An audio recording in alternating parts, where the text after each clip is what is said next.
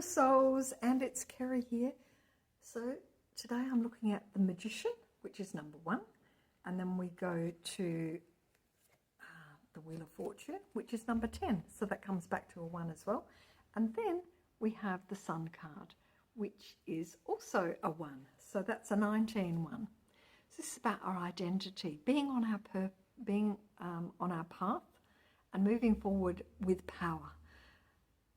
The child figure there, the sovereignty, the internal sense of self, sits on the horse. So it's power to move forward, to be able to harness the energies that you need on your path.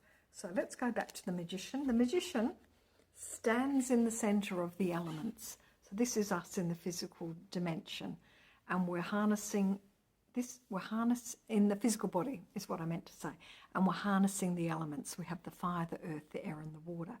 And the Magician is the one in command there, using his power, in this case, because it is the masculine, although we could say it's an androgynous figure, so let's not limit it to males or females. It's the principle of it. It's the active principle. So when we say active, we think about the masculine principle, because that's active, whereas the feminine principle is always regarded as receptive or passive. So this is taking action. So taking action with our words, taking action with our energy, taking action with our passions. So you make a decision about, you've got a goal, you want to go for something, and this is about bringing it in. And this can be done consciously or unconsciously. So if you're filled with anger and resentment and bitterness, and you're not aware of it, you'll bring those kind of people in to make you aware of it. So always important to think about the energy, the starting point. Now we go to the next level, which is the Wheel of Fortune, so number 10. So we've come to the end of a cycle and we're moving up to the next cycle. So we might say the things that we did in the past will manifest, and then we will pay the karmic debt in a sense as we move on to the next cycle. So for example, if you have children, then there is a process, there is a cycle that starts. It has a beginning point and it has a middle point, it has an end point.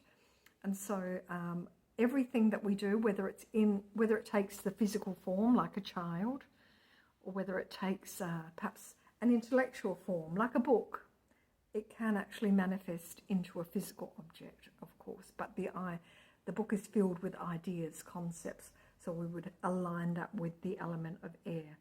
So this is about the completion of cycles before we move on to the next cycle. So sometimes this card is associated with a period of rest and a period of new beginnings as well. So the Hermit is the one that comes before this one, and that's that period of taking time out, ending the cycle, getting rid of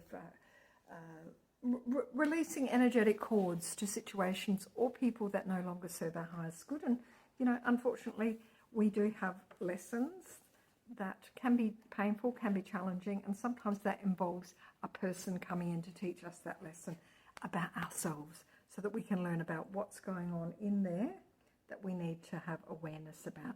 So the 19 one is the Sun card, and I did talk a little bit about that. So this is really about being on our path, being on our way. If this card comes up for you in a reading, especially in the recent past, or it's at the top of your mind, or it's in the recent future, this is really about really working out who you are, and really giving that priority. It's really easy to be seduced by what the world tells us will make us important or someone, as opposed to what our soul wants us to be here for. And you can only be yourself. So never try to imitate other people or set false aspirations for yourself, because if you do, this little fella here might come to visit. Okay, take care, lovelies. It's nearly a wrap. I'm about to do the next lot. If you would like to get the notifications for when these land, follow, and if you like them, please share them with your friends. Take care, lovely.